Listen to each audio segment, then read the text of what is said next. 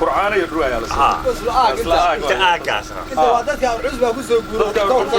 كسو غورو يا الله waxaan rabnaa aliyo adigii baa halka fadhiya gudoomiyi aliyo oday baa tahay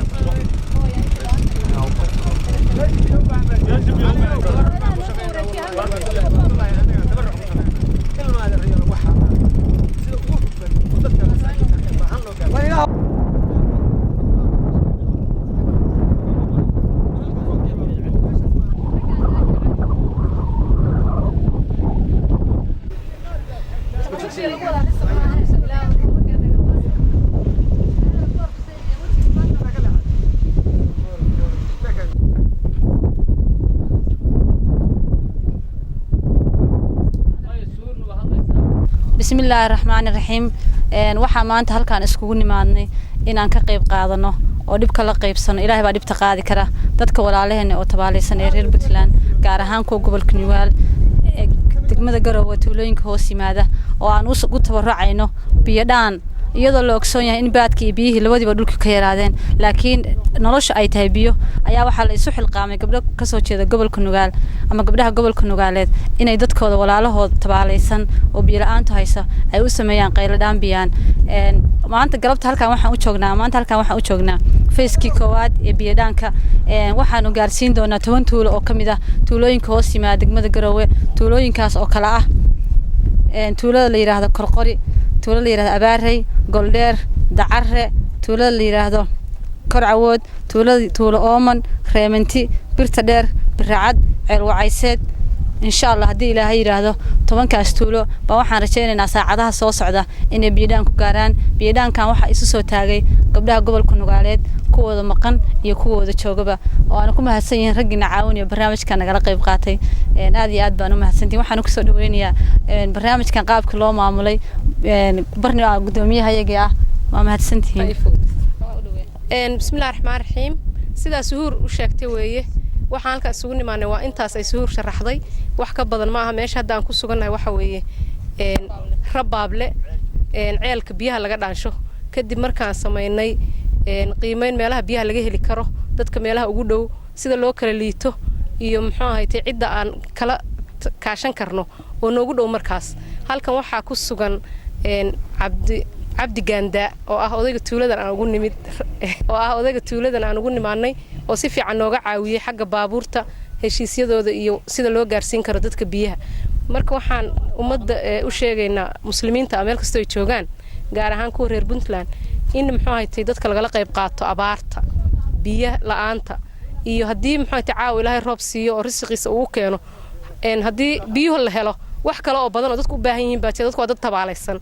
marka waxaan rabnaa inaan intaas gurmadka abaaraha lagu joojinay ilaa dadka meesha ugu dambeeyay laga ogaanayo iyo reerka ugu dambeeya xaaladooda inay gabdhuhu waa ku mahadsan yihiin kuwooda dibadda jira kuwa dalka jooga oo anoo kamid nahay oo maxay tahay xoogooda ku tabarucay oo xoolahooda la doonayay inay ku tabarucaan waxaan u soo jeedinaynaa sidaas si la mid ah inay dadkooda ugu istaagaan bulshada reer Puntland iyo kuwa Soomaaliyeed meel kasta ay joogaan waxaan Ilaahay uga rajaynaynaa inuu barwaaqo iyo roob iyo risq deeqa u siiyo waa mahadsantiin marka maxaa barnay hadda tiin gabdhaha gobolka Nugaal dal iyo dibad maxaad ku kalifinaad barnaamijka sameeysan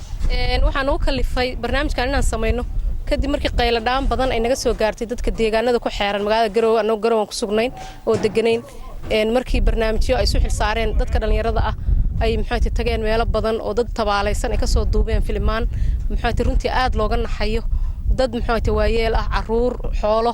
aad u dhibaataysan oo haraadka iyo abaarta ay xoog u saameysay sida darteed waxaan anagu go'aan ku gaarnay inaan xiriirno kuwa iyaga dibadda jooga iyo kuwa gudaha jooga kadibna Ilaahay baa dadka wax gaarsiiyay laakiin wixii aan ka gaari karno aan maxay isu xilqaano dadka inaan gaarsiino oo biyo dhaanka ugu horeeyo. halkan waxaan u joognaa waxa weeyaan inaan taakulayno walaalaheena dhibaataysan siiba kuwa abaarta ay la degtay oo xoolihii dhaafeen oo ilmihii ka dhimanayaan oo islaamihii hadday dhalaan wax lagu qabto biyo aysan jirin. waxaan ka codsanaynaa dhammaan ummadda Soomaaliyeed gaar ahaan reer Puntland meel kasta oo ay joogaan inay u damqadaan ummadda walaalahooda oo dhibaataysan oo abaartu daashatay oo xoolihii ay dhaafeen. maanta maxaan ku iraadaayay waxaan halkaan aan ku diyaarinay waxa weeyaan sida ay walaalahayga horeba sheegeen booyada biyo afayska u horeeyay oo hadda baxaya. alxamdulillah rabbil caalamiin waxaa naga caawiyay duqa meeshan Rabaable Cali waxaa halkaan ku qoran akoon iyo sahal golis ah oo dadku ay ku soo diri karaan contribution-kooda wixii ay awoodaan. waxaa kaloo akooma ka furan yihiin dahabshiil iyo iftiin ayagana waa u soo gudbin doonaa dadka. waxaan u sii marin doonaa saxaafadda Cali Ducaale asaga gaarsiin doona halkaas aan u soo marinaynaa. marka waxaan ka codsanaynaa dhammaan ummadda islaamka gaar ahaan reer Puntland inay u damqadaan dadka masaakiinta ah. dadka xoolihii waa dhaafeen, dadka abaar baa la kala tagtay. inagu haddaan biyo haysano gawaari cadcad ku soconayno xafiisyo qurux badan aan ka shaqaynayno qaarkan dibadaha ay joogaan waxaan aysan warka haynin waxaan anaga dareensanahay oo aysan dadkan kale aysan dareensaneen baa jira. waayo anaga gudahan joognaa dal iyo dibadba waxaan rabnaa dadkan in loo kaco in la kacaan rabnaa. dadkii waa baaba'een, dadkii xoolihii waa dhaafeen, ha la kaco. intaasaan kusoo gabagabeynaya insha Allah. kusoo booqday gabdho ka socda reer Garowe Nugaal ka socda waxayna noogu yimaadeen qayladhaan biyo ka jirta abaaraha ka jira wadanka. qoladan baabuurleyda ah iyo deegaanka Rabaable in aan barnaamijka ka caawino. waa u jeedaan waxa goobtan taagan gaadiidkii booyadaha. gabdhuhu waxay keeneen 30 booyadood bay sii daayeen. waxayna noo xil saarteen in aan goobaha dhibtu ka jirto geyno si u kala liitaan. waa wax qaali ah gabar gurigeedii iyo nafteedii u soo hortay in ay meel baadiye ah dhib la qaybsato. waa arrin aad iyo aad qaali u ah. ilaahay khayr ha siiyo. waxaana leenahay mujtamaca in ay ku daydaan oo qof kastoo karaamkiisa kara inuu ka qayb qaato. khaasatan dadka baabuurta wada anaga dhibtaan waa ku jirnaa. xalay ma seexan shalay oo dhan ila xalay waxaan ku jiraa voluntary marka way nagala qayb qaateen. waa arrin qaali aad iyo aad baan u soo dhaweynaa. ilaahayna waxaan ka baryaynaa dhammaan inuu naga saaro dhibtaan abaarta. ilaahay baan ka baryaynaa. sidaa ayaan u dhaqaaqaynaa. waxaanu aadaynaa hawdka baanu tegaynaa oo boydaha u sii daynaynaa. wassalaamu calaykum waraxmatullahi wabarakaatu.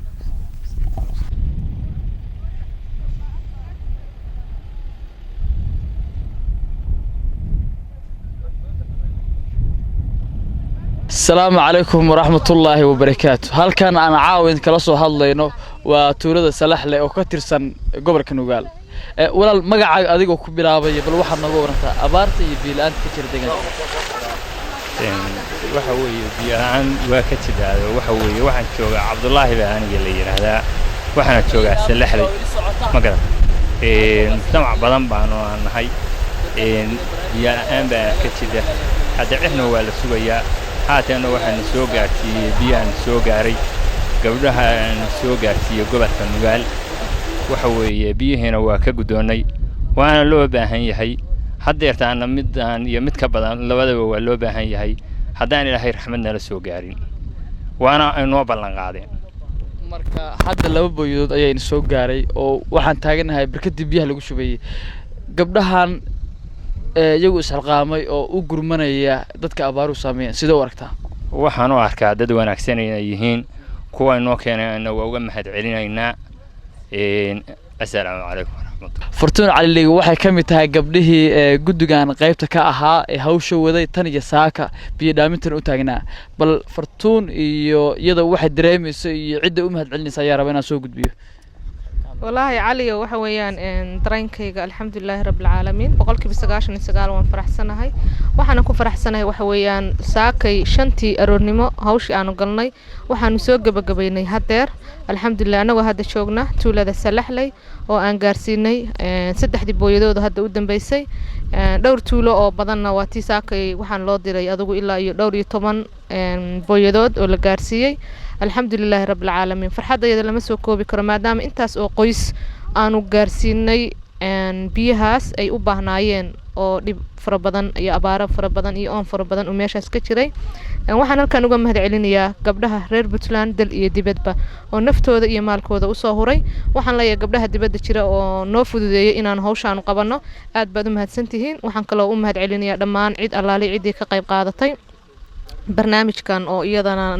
noo fududeysay waxaanu leenahay waa mahadsantihiin saxaafadda iyo gabdhaha iyaga ma u heelan oo caruurtoodii iyo guryahoodii ka soo tagay oo ilaa iyo saakay goobtaad arkaysaan iyo meesha hadda aan taaganahay tan iyo saakayna waxaan joognay qorax haddana waxaan joognaa meel qabow oo neecawdu ka dhacayso oo miyi oo baadiya baan joognaa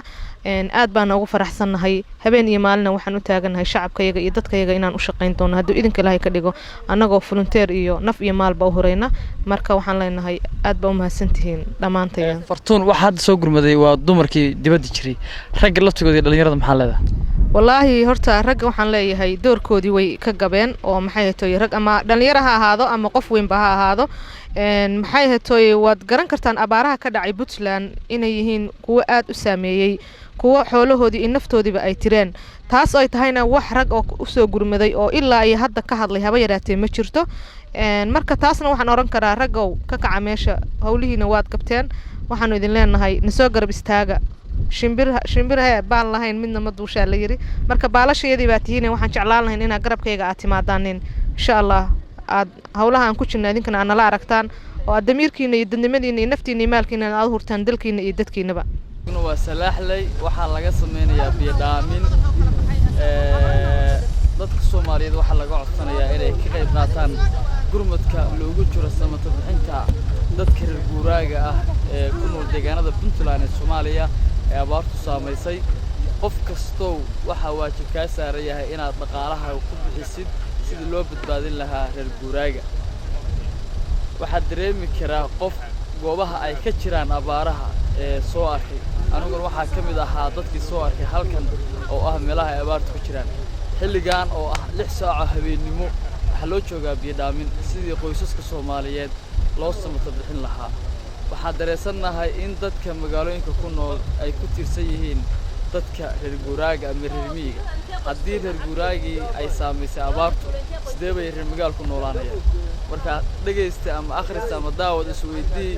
awooddaada iyo weliba kaalinta ka qaadan kartid inaad samata bixisid qoysaska reer guuraaga ah waa waajib dhammaanteena wada saaran inaan ka qayb qaadano gurmadka lagu jiro dadka reer guuraaga ah ee ay abaaruhu saameeyeen sidaas ayaa inoo balan assalaamu calaykum waraxmatullaahi wabarakaatuh